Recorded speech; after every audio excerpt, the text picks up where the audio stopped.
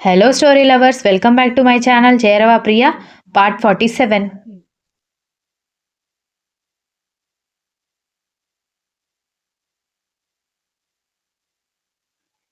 ఇవన్నీ వాడు మనసు తెలిసి నువ్వు బాధ పెట్టినప్పుడు ఆలోచించుకోవాలి జానకి. ఇప్పుడు నా కొడుకు కావాలి అంటే తిరిగి వచ్చేస్తాడా? చేతులు కాలిన తర్వాత ఆకులు పట్టుకుంటే లాభమేంటి అని రఘురాం అడిగేసరికి, అబ్బా మీకు దండం పెడతాను. నేను చేసింది తప్పని పదే పదే మీరు దెప్పి పొడవాల్సిన అవసరం లేదు. వాడిని ఇంటికి తీసుకురావడానికి ఏం చేయాలో అది ఆలోచించండి అని అంది జానకి చిరాకుగా.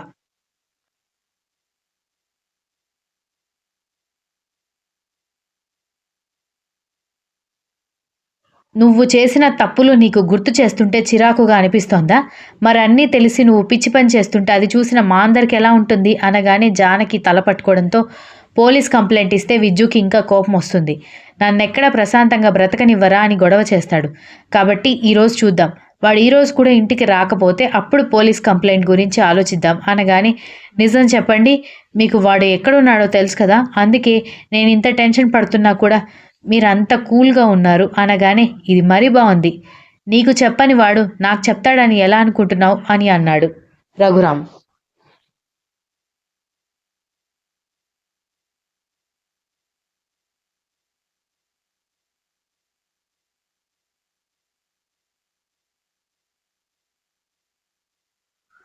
మరి తప్పు ఎవరు చేయడం వల్ల వాడు వెళ్ళిపోయినా కూడా వాడైతే ఇప్పుడు కనిపించట్లేదు కదండి. మరి నాతో పాటు మీరు కూడా టెన్షన్ పడాలి కదా అని అడిగేసరికి, టెన్షన్ ఉంటే ఏం చేయమంటావు? ఇల్లు పీకి పందిరి వేయమంటావా? లేకపోతే సినిమాల్లో చూపించినట్టు నా పలుకుడు ఆవిడి మొత్తం ఉపయోగించి వాడెక్కడున్నాడో వెతికి తీసుకురమ్మంటావా? ఇలాగే నువ్వు చేసే తప్పులన్నింటికీ నేను బాధ్యత తీసుకుంటూ ఉంటే నువ్వెప్పటికీ మారవు అని నాకు అర్థమైపోయింది అనగానే, ఇప్పుడు మారాల్సినంత పెద్ద తప్పు నేనేం చేశాను? మన 30 ఏళ్ల సంసారంలో నేను ఎప్పుడైనా తప్పు చేశానా? ఎప్పుడైనా పొరపాటు చేశానా? ఎవరినైనా బాధ పెట్టానా? మొదటిసారి నా కొడుకుని బాధ పెట్టాను. అది కూడా వాడి కోసమే. వాడెవ్వరి ముందు తల దించుకుని నిలబడకూడదు. ఎవరిని చేతులు చాపి నాకిది కావాలని అడగకూడదు అని అలా చేశాను అని అంది జానకి.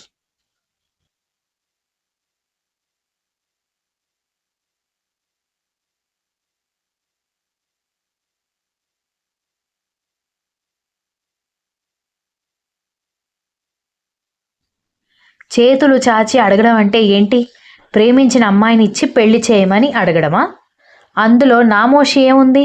అలా అనుకుంటే ఆడపిల్ల తల్లిదండ్రులు ఆడపిల్ల పెళ్లి చేసుకోవాలనుకున్న దగ్గర నుంచి వాళ్ళు చనిపోయే వరకు ఆడపిల్ల అత్తగారి ఇంటి ముందు ఏదో ఒక విషయానికి అడుక్కుంటూనే ఉంటారు.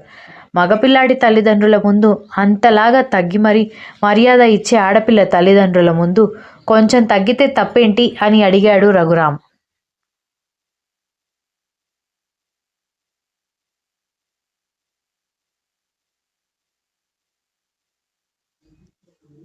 ఆ ప్రశ్నకి ఏం సమాధానం చెప్పాలో తెలియక జానకి సైలెంట్గా నిలబడితే, చెప్పు, ఇన్ని రకాలుగా కూతురి అత్తగారి ఇంటి ముందు తలదించుకునే ఆడపిల్లల తల్లిదండ్రుల ముందు మగపిల్లాడి తల్లిదండ్రులు మగపిల్లాడు తగ్గితే తప్పేంటి? ఒక్కసారి పెళ్ళైతే వాళ్లే కదా తగ్గిపోతారు. ఈ మాత్రం దానికి నీ కొడుకు పౌరుషం ఏదో పోతుందని ఇంతవరకు తీసుకొచ్చి కొడుకుని ఇంట్లోకి రాకుండా చేసుకున్నావు. ఇప్పుడు ఏడిస్తే లాభం ఏంటి అన్నాడు.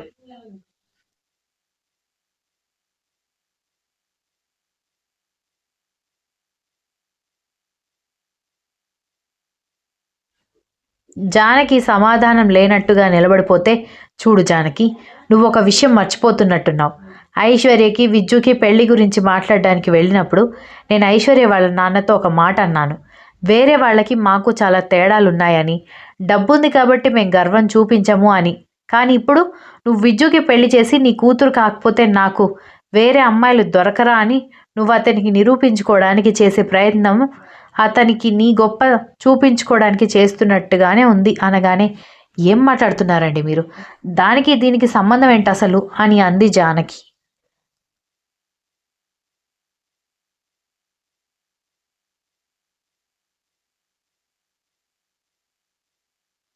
రఘురాం తల పట్టుకుని, నీతో వాదించడం నా వల్ల కాదు జానకి. నువ్వు నిజాన్ని యాక్సెప్ట్ చేయలేనంత మూర్ఖత్వంలో మునిగిపోయావు. 2 రోజుల్లో నీలో ఇంత మార్పు ఏంటో నాకు అర్థం కావడం లేదు. ఒక్క విషయం చెబుతున్నాను, బాగా గుర్తుపెట్టుకో. మన మూర్ఖత్వాలకి మనం మూల్యం చెల్లించుకోవాలి. అంతేకాని దానికి అనుగుణంగా అవతల వాళ్ళని బ్రతకమంటే మాత్రం ఎవరు బ్రతకరు. అది కన్న తల్లైనా కన్న కొడుకైనా సరే. నువ్వెలాగైతే వాడిని అవమానించిన వాడి కూతుర్ని పెళ్లి చేసుకోవడానికి ఒప్పుకోవడం లేదో వాడు కూడా అంతే. వాడి మనసుకి నచ్చిన అమ్మాయిని మర్చిపోయి వేరే అమ్మాయి మెడలో తాళి కట్టాలని అనుకోవడం లేదు. ఒకవేళ నీ కొడుకు మీద నీకు అంత ప్రేమ ఉంటే నువ్వే వెళ్ళి పోలీస్ కంప్లైంట్ ఇచ్చుకో. కానీ వాడు నీకు ఇంకా దూరం అయితే మాత్రం నాకు సంబంధం లేదు.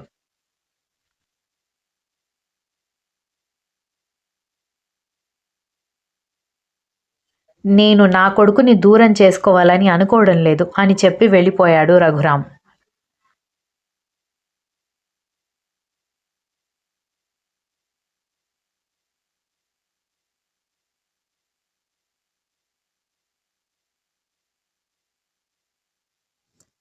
ఐశ్వర్య మర్నాడు ఉదయాన్నే ఆఫీస్కి రెడీ అయినట్టు కాకుండా నార్మల్ డ్రెస్ వేసుకుని గబగబా బయటికి వెళ్ళడం చూసి, అక్క ఇంకా ఆఫీస్కి వెళ్లాల్సిన వెహికల్ రాలేదు అనగానే, నేను ఆఫీస్కి రావడం లేదు, నువ్వు వెళ్ళు అని చెప్పడంతో, అదేంటక్క ఎందుకు రావడం లేదు, నిన్న కూడా రాలేదు, ప్రాబ్లం అవుతుందని దివ్య చెప్పడంతో, సార్ రాకుండా నేను ఎక్కడికి రాను అనగానే, సార్ రాలేదని నీకెలా తెలుసు, నువ్వు ఆఫీస్కి వస్తేనే కదా సార్ తిరిగి వచ్చారో లేదో నీకు తెలిసేది అని అంది దివ్య.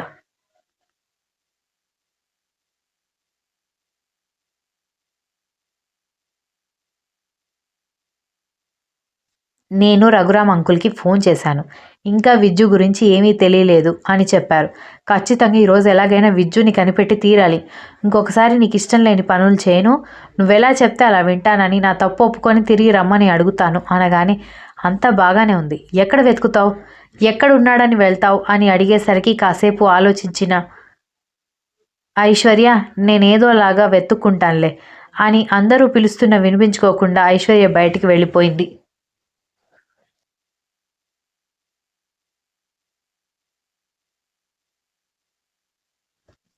రోడ్ల మీద తిరుగుతూ విద్యు కోసం వెతుకుతోంది. కానీ అలా ఎంతసేపు వెతికినా ప్రయోజనం లేదని అర్థమైన తర్వాత వెంటనే ఆఫీస్లో వర్క్ చేసే మేనేజర్కి ఫోన్ చేయడంతో, ఐశ్వర్య ఏమైంది నీకు సార్కి, నిన్నట్టుంచి ఇద్దరు ఆఫీస్కి రాలేదు అనగానే, అది చాలా పెద్ద విషయం సార్, నేను అన్నీ తర్వాత డీటెయిల్గా చెప్తాను, మీరేమనుకోకపోతే విజ్జు సార్ మనసు బాగాలేనప్పుడు ఎక్కువగా ఎక్కడికి వెళ్తాడో మీకేమైనా ఐడియా ఉందా అనగానే, అదేంటి అలా అడుగుతున్నావు అని అడిగాడు మేనేజర్.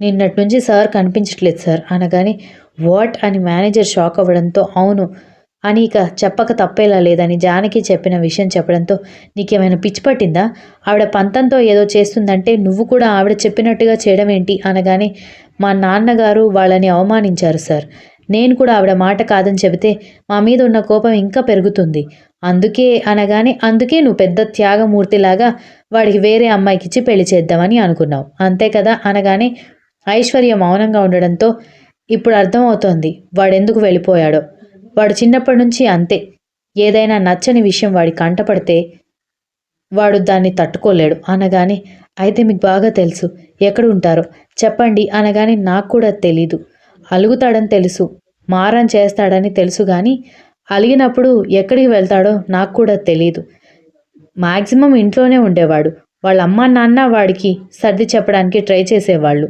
కానీ ఈసారి ఎవరికీ కనిపించకుండా వెళ్ళాడంటే వాడి ఫ్రెండ్స్కి ఏమైనా తెలిసి ఉండొచ్చు అని అన్నాడు మేనేజర్.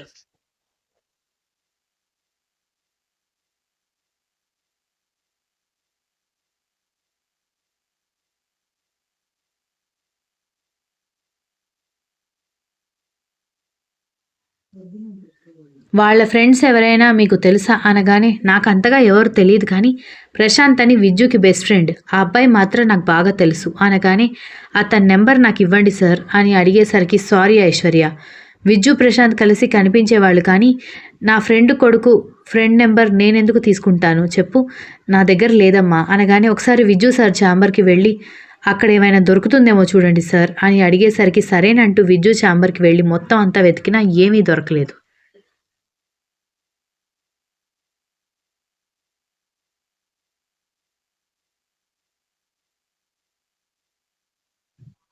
చాలాసేపు వెతికినా ఏమీ అర్థం కాక టేబుల్ డెస్క్ ఓపెన్ చేయడంతో అక్కడ ఒక టెలిఫోన్ డైరెక్టరీ కనిపించేసరికి ఏదో ఐడియా వచ్చినట్టు గబగబా అందులో వెతకడం స్టార్ట్ చేయడంతో ఎక్కడో ఒక పేజీలో ప్రశాంత్ నెంబర్ కనిపించేసరికి వెంటనే అది నోట్ చేసుకుని ఐశ్వర్య నెంబర్కి సెండ్ చేయడంతో థ్యాంక్స్ సార్ అని అంటూ వెంటనే ప్రశాంత్కి ఫోన్ చేసింది ఐశ్వర్య.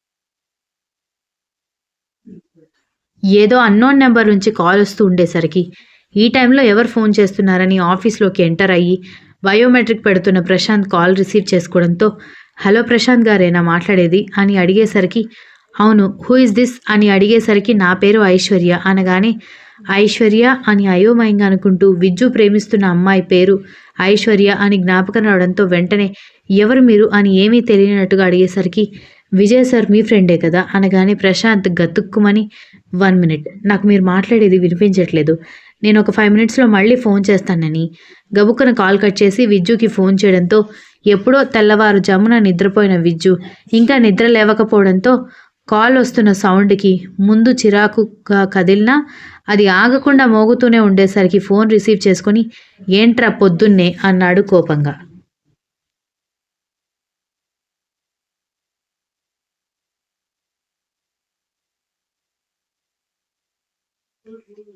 నీకొక నెంబర్ పంపించాను అది ఎవరి నెంబర్ చెప్పు అనగానే ఆ నెంబర్ చెక్ చేసి అది ఐశ్వర్య నెంబర్ కావడంతో ఐశ్వర్య నెంబర్ నీ దగ్గరికి ఎందుకు వచ్చిందిరా అని అడిగేసరికి తను నాకు ఫోన్ చేసిందిరా అనగానే వాట్ అని విజ్జు అడిగేసరికి అవును మీరు విజయ్ సార్ ఫ్రెండే కదా అని అడిగింది.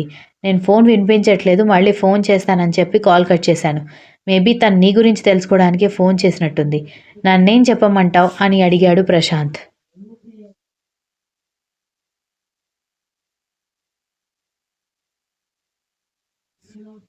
Continues. If you like this story, please like, share, comment, and don't forget to subscribe.